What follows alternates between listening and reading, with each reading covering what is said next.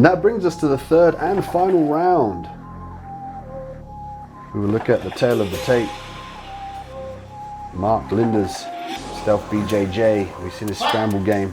His opponent, Colonese, in the blue corner, black belt, 74 kilograms, very tactical in his approach. And Lindars with the red band around his right leg. So Mark Lindars stepped in with only 24 hours notice. He managed to replace Shane for us for this show. So it was a relief to have somebody else to fill Shane's place, and great to see him down. Let's hope he has some more exciting matches in store for us. It's interesting in the approach that in the combat sports that offers us, if you get a late replacement, if you have an injury, it does reflect in your game plan, doesn't it? It does, absolutely. I think Mark is always ready to go as well. He's always an exciting fighter. So yeah, we're very lucky to have him fill Shane's place. Yet to score today though, so let's see what he can do in this match. We've seen Colonese's well-rounded game and his dynamic passing, but opting to fight the hand and the head here. Could be potentially looking for a duck under, maybe a single leg here to circle Lindars around. To get himself back up again, otherwise he's going to get a penalty there. He briefly went for the takedown. You see, he looked for the trip, like the sacrifice throw. But yeah, but it's in the eyes of the referee. If the referee sees it as more of a guard pull, he'll give the penalty for that. So right. Nice. I love the way he opens the arms up for the doubles. Got that a couple of times already today. Nice arm drag to single. And the pressure's on here. This is the third and final round.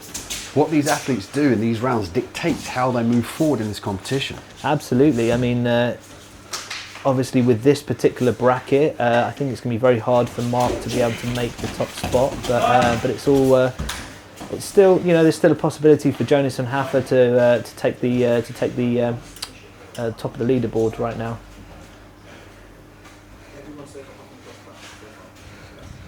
And both athletes looking for the takedown, potentially to establish the top position. Maybe they both feel that their top position best secures them in the transition to a submission, which you could argue that they need here to jump up in the leaderboard. Yeah, absolutely. Obviously, they can't pull guard until now. Obviously, the bell has gone anyway, so both guys would have wanted to obviously rest and stay on top of the stage. They've both chosen to stay standing, which is pretty cool. Let's see if we can try and get some nice takedowns from here. Okay, still searching for those legs.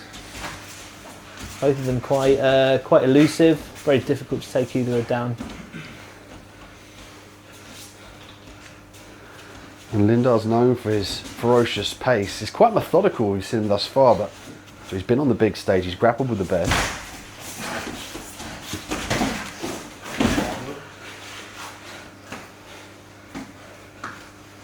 Looking for the double there, elevator back to guard. Lindars now going to have to work off his back. Looking to tie the arm up here. So who do you think's edging it at the moment then, Dean? It's a very interesting predicament. I mean, you could argue that both of them cancel each other out, and there was only a warning for the guard pull we saw earlier, so no points as of yet have been given up.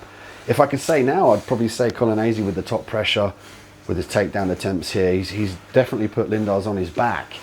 And Lindars is in a position now where he's forced to sweep, threaten submissions, or potentially stand up. Absolutely. So one thing I like about it is that even though Mark is probably out of the contention to get to the final, he still wants to give a good fight. He's still giving Hafa everything he can.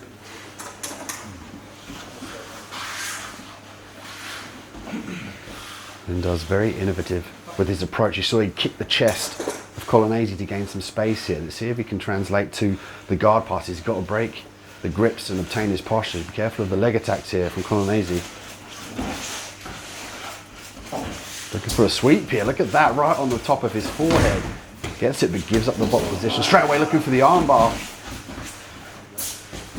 Lindars are relentless with his forward attacks. Lindars looking to step on the back of the knee there. Potentially to pin that to the ground so he could skip through and past the guard. Lindars breathing a little bit heavy. Breathe, Bob, breathe. And there's the key there. Does he stay in shape all year round, waiting for that call from submission series? Or did he just train and not really train for a fight? There's a difference between training and being in fight camp, you see. Well, absolutely, especially in the current climate at the moment. I mean, obviously, I think we're all struggling to train at the moment. I think a lot of these guys are getting training sessions as much as they can. Some more than others. Not sure what Mark's situation is at the moment, or whether he's able to get any training in on the run up to this, but it seems like he's in pretty good shape. His reactions are definitely top level. So Let's go, boy, porrada! Both guys taking a smile here, sportsmanship. I think that's also a tactic hidden in the fact they want to suck up some air to replace that oxygen debt. Absolutely, can't be easy. It's a different environment. They're both going to be struggling in this situation. There's so many factors to this as well. I mean, the home crowd advantage. If you have a crowd there, in psychology, that makes a difference. If you have your peers cheering you on, your instructor in your corner, all this has changed the dynamic now for the fighters. Absolutely, I think it can go either way as well. I think some people would prefer to have a smaller, slightly more, exclusive kind of like venue as opposed to having the big crowds as well. So I suppose it's. I think a lot of it depends on how the individual opponent feels and competitor feels. We see Lindars now in the top position, looking to pass again. He's doing a great job of inverting now, looking to attack the leg, potentially expose the back. Guillotine attempt here from Lindars. And there's the time. An interesting matchup. How would you score that one, Yusuf? Well, to be honest, it could go either way here. I think the difference is obviously, it's what the referees see as being the, being the final decision. Oh, they will give it to Lindars. Nice. Unanimous decision. I suppose in a way, if it was down to scorecards, it would be a split decision, but in our instance right now, it's up to what the referees see as being the win, and they all saw the match going in Lindars' favour. Lindars on the top here. This is what the judges were seeing. His ability to pass the guard to control. Look at this switch to the back take here. Beautiful work. Controls the hip, tries to circle his opponent on top of him. And he definitely earned the win there.